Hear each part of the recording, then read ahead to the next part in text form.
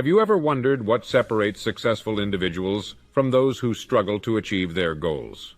While luck and talent can play a role, there are specific factors that consistently determine one's level of success. In this video, we'll explore the key ingredients that can help you reach your full potential and accomplish your dreams. Whether you're striving for career advancement, financial freedom, or personal fulfillment, understanding these factors can make all the difference in your journey to success. So, buckle up and get ready to learn what it takes to achieve your wildest aspirations. Now let's go back to the beginning and revisit our initial definition of what it means to be successful. Who is in the driving seat here? One is only able to be regarded as successful if he or she is making consistent progress toward the accomplishment of a worthy goal. He is the sort of person that says to themselves, "I'm going to become this," and then proceeds to go out into the world and begin working toward achieving that goal. I'm going to identify a few of the people throughout the globe who have achieved the greatest success. One definition of success is the one who is able to realize her long-time desire of working as a teacher. This person has achieved success. A woman is successful if she has achieved her goals of becoming a wife and mother as a result of her hard work, and is doing a good job at both of those roles. She yearned to settle down and have a family of her own. The reason why the person who owns the gas station on the corner is successful is because he decided to start his own company and pursue his aspirations. The effective salesperson is the one who not only strives to become a top-tier seller, but also grows and develops with his company over time. This is the element that will determine your level of success. If a person is carrying out a predefined work purposefully, because it is the job that they consciously chose to take on, then that person is considered to be successful at what they are doing. On the other hand, just one person in 20 accomplishes anything like that. Because of this, there isn't much of a feeling of competition in the contemporary world, unless we manufacture it for ourselves. Unless we do this, there isn't much of a sense of rivalry in the modern world. It is not necessary for us to compete with one another. All that is required of us is to create. Now, for the past 20 years, I have been looking for the solution that would enable me to anticipate what would happen to a person. I couldn't help but wonder if or not there was a hidden truth that, if uncovered, would transform the future into a place where there is cause to have hope, and where we can make accurate predictions. Existed a strategy that, if one knew how to implement it and had access to it, would make it possible for a person to achieve their goals and become successful. In any event, I was successful in locating the key that corresponds to that description. Have you ever given any thought to the topic of why some individuals are able to get all they want without putting in nearly as much effort as others, despite the fact that some people seem to work so tirelessly while others do not? If so, this is a question that you should consider asking. They exude a sense of magic about them. You've eavesdropped on them when they were chatting about another person and heard them using that term. Everything that he comes in contact with turns to gold. Everything. Have you ever noticed that a man who has achieved success has a better possibility of continuing to achieve success in the future? If so, please share your observations in the comments section below. On the other hand, have you ever observed that a guy who has failed at anything before has a bigger chance of continuing to fail at things in the future? The answer lies in the pursuit of objectives. There are those of us who possess them, and there are others of us who do not. People who are aware of where they want to end up have a better chance of getting there, and therefore should set goals for themselves. Imagine for a second that a ship is about to depart from a port, and that the whole route that the ship will follow has been properly mapped out and organized. Both their final destination and the length of time it will take to get there are well known to the captain and the crew of the ship. It has a specific goal that it works toward. In 9,999 out of 10,000 instances, it will arrive at the location that it was in the beginning planned to go to. Now let's take a second ship and construct it just like the first one. But instead of giving it a crew or a captain to drive it, we'll leave it unmanned this time. Let's give it no aiming point. No aim, no destiny.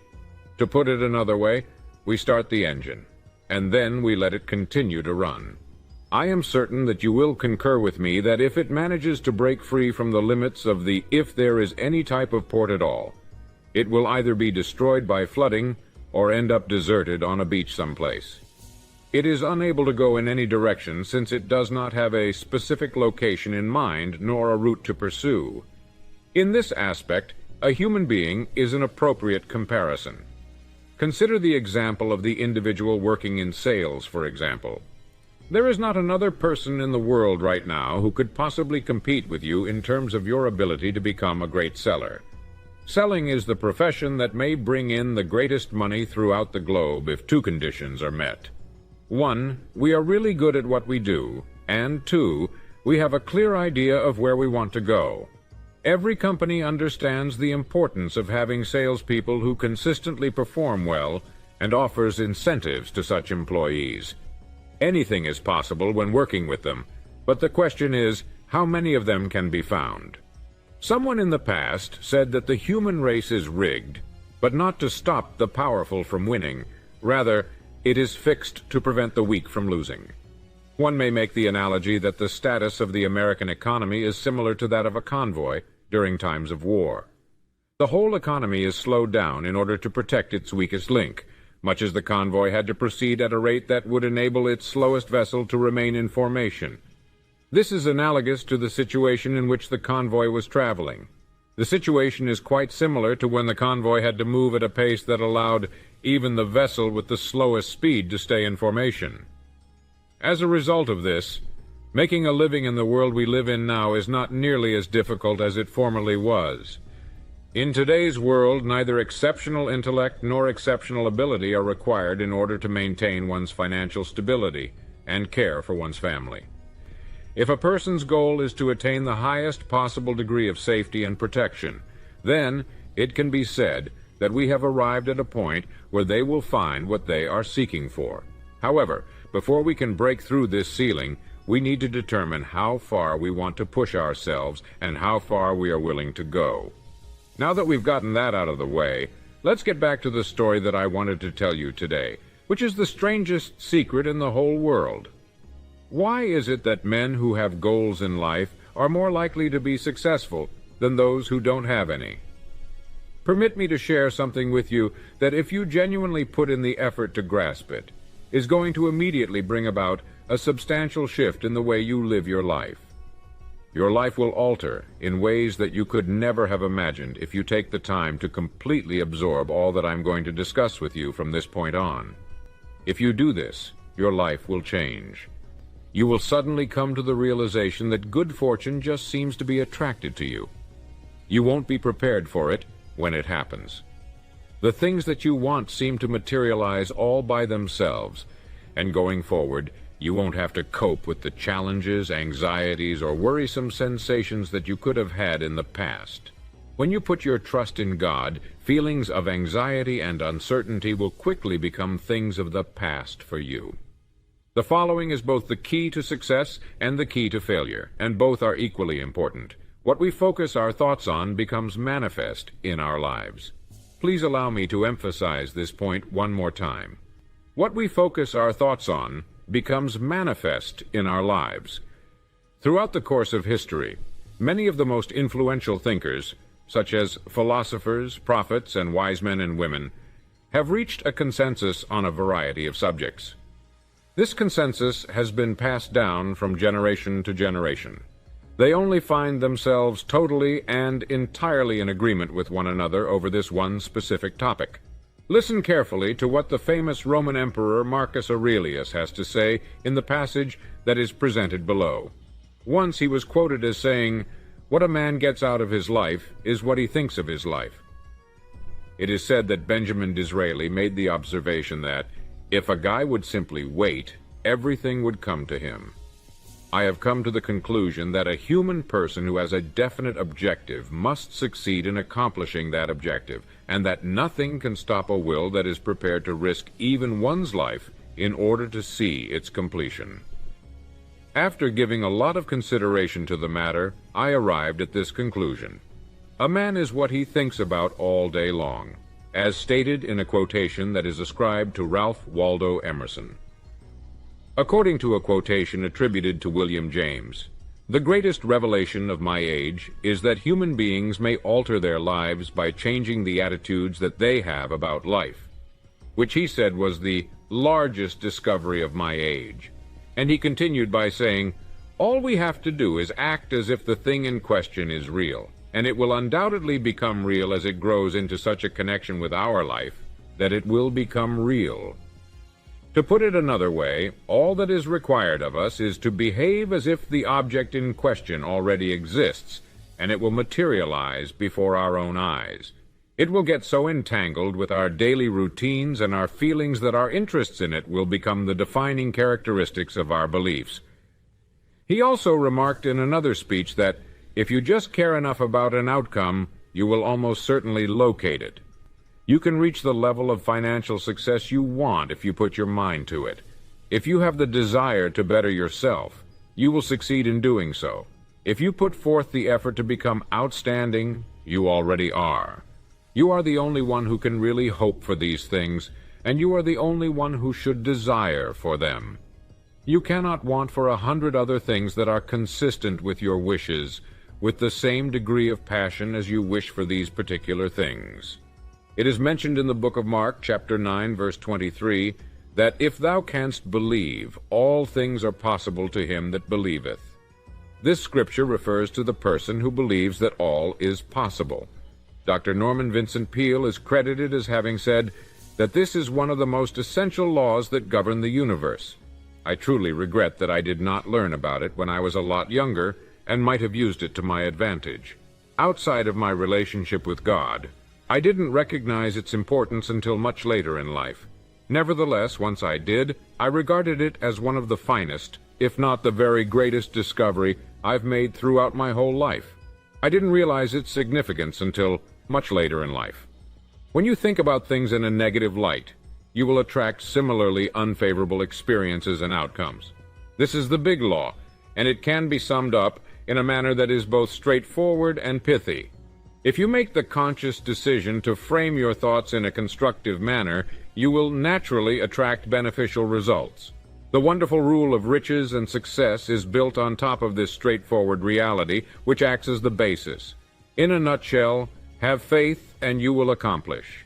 These are the words that guide us. When he said, "Our doubts are traitors and cause us to lose the good we oft might achieve by afraid to try," William Shakespeare said it best. In a past interview, George Bernard Shaw was quoted as saying, "People are always blaming their circumstances for what they are." I don't place much value in things that are happening outside of me.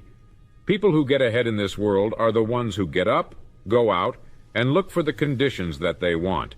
And if they can't find them, they create them for themselves.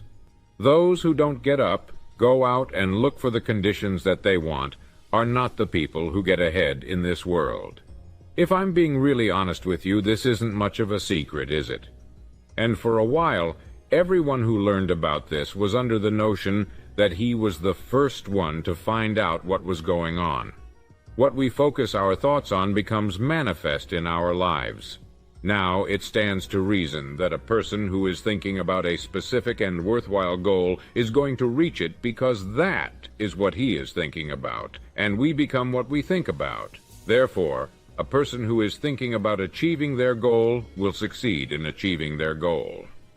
Therefore, a person who is actively working toward their goal will be successful in accomplishing that goal. If, on the other hand, a man does not have any goals to strive for, does not know where he is headed, and the only things that may fill his mind are thoughts of confusion, worry, dread, and concern, then that guy will become what he thinks about. He will become what he thinks about, because he won't have anything to think about.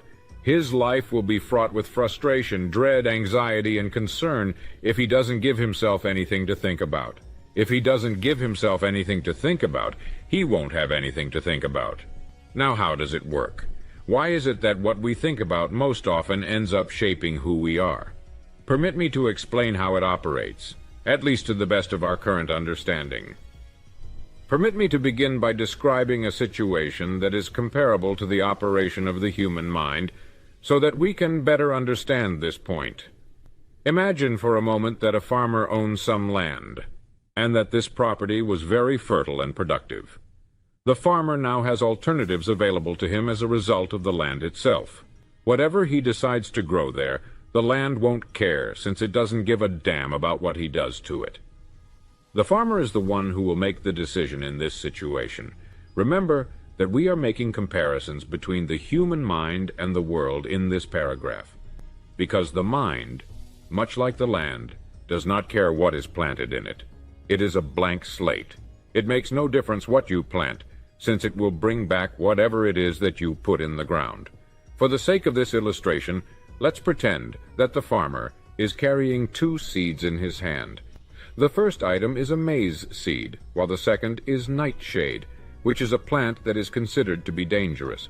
He prepares 2 separate planting holes in the soil, one for the corn seed and the other for the seed of the nightshade plant, and then plants both of them.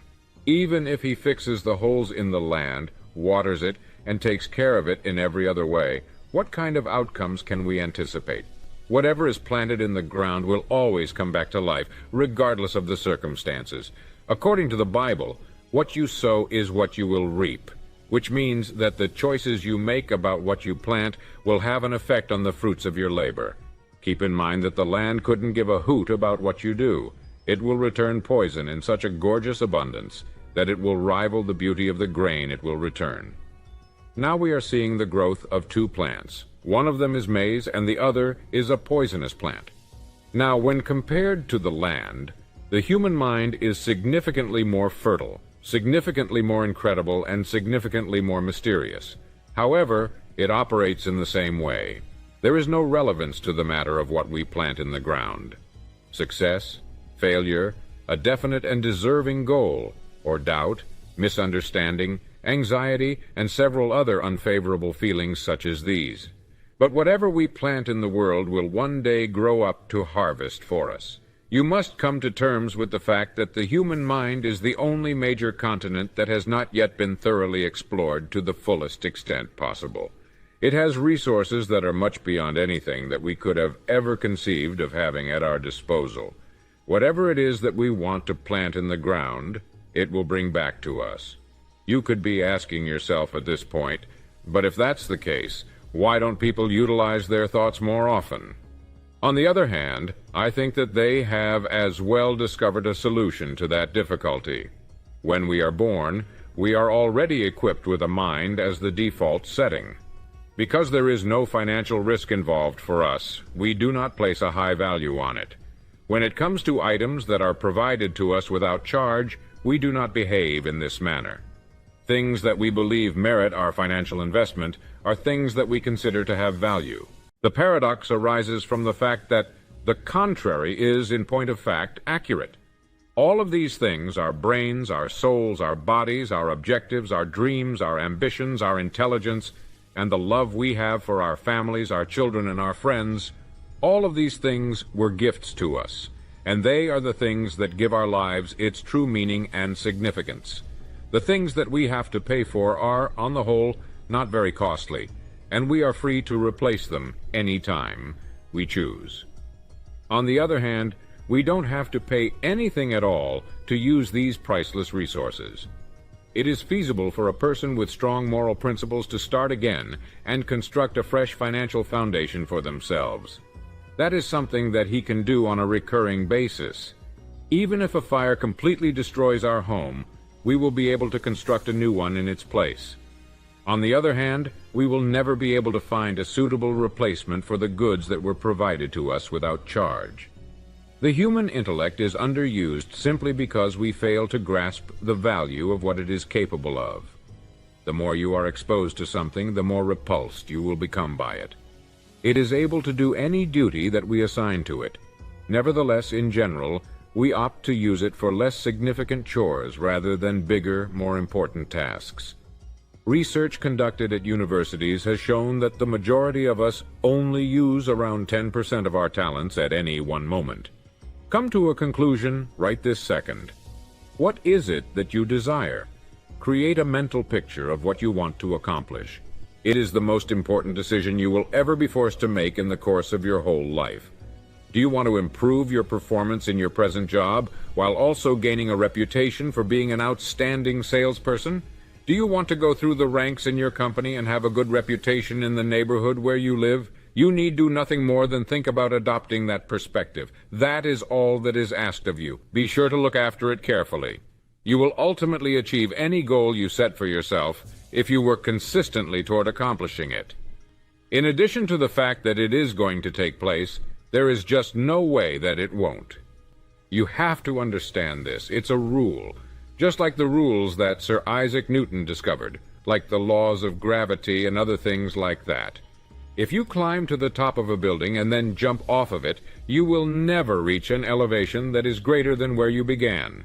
The same can be said for each and every one of the other natural laws. They never fail, and their application is unrelenting and uncompromising. Take a deep breath and try to imagine optimistic thoughts about the goal you've set for yourself. Visualize yourself in the future, and imagine that you have already accomplished the goal you set for yourself. Visualize yourself performing all of the activities that you'll be able to do once you've reached the goal that you've established for yourself in the future. There have been many other labels attached to our current period, some of which include the phenobarbital age, the age of ulcers, and the age of mental breakdowns. At a time when improvements in medical technology have brought us to a new level of good health and longevity, far too many of us worry ourselves into an early grave trying to cope with things in our own small and personal ways without learning a few great laws that will take care of everything for us. This is despite the fact that there are advancements in medical technology that have brought us to a new level of good health and longevity. This is due to the fact that we are not aware of the existence of a few excellent rules that will take care of everything for us. Because of the way that most of us tend to think, we are the ones who are responsible for bringing these difficulties upon ourselves. Every single one of us is an aggregation of all of our own thoughts and ideas. Whether or not he would admit it, the fact that he is now situated where he is due to the fact that this is the location that he considers to be his ideal destination. Because the thoughts you have today, tomorrow, next month, and even next year will mold your life and decide your future, each of us will have to rely on the results of the fruits of our own thoughts in the years to come.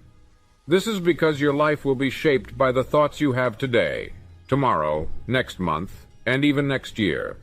Your actions are a direct result of the things you think. When I was in Arizona one time, I recall seeing one of those enormous earth-moving machines roaring along the road at about 35 miles per hour with what appeared to be 20 tons of dirt in it. This happened while I was driving through the state. This incident left an impression on me. A little man was situated at the very top of the massive and wonderful vehicle, and he was holding the driving wheel in his hands. He was controlling the automobile at the time. I was driving along, and I couldn't help but notice the similarities between that machine and the mind of a person. Imagine for a second that you are in charge of such a gigantic energy source from the command center. How would it feel? Are you going to assume a passive position, fold your arms, and let it to drive itself into a ditch? Or are you going to keep both hands firmly on the wheel and handle and steer this situation? Which option do you plan to take? Power to a certain objective that is both significant and deserving. Your choice is entirely up to you. You are going to act as the driver from this point on. You have to realize that the legislation that helps contribute to our wealth is also a double-edged sword, since it may be used against us. Our minds need to be trained to think in a more rational way.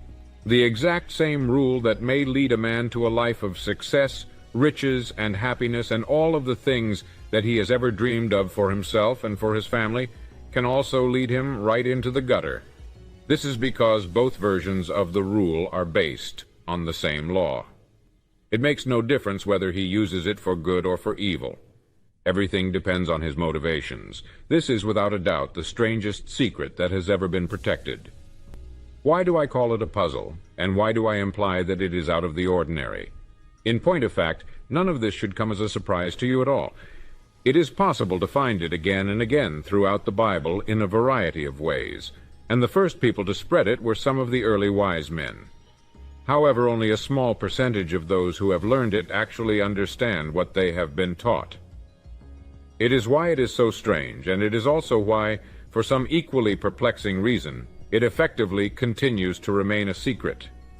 The explanation for both of these things is beyond me. Even if you went out into the world and strolled down the main street of your town and asked one man after another what the secret to success is, you probably wouldn't find a single person in a month who could tell you the answer. This is the perspective that I hold, and it is based on the fact that I have done both of those things. Now, if we truly comprehend this information and put it to good use, we will have reaped an incredible quantity of the benefits that come along with using it.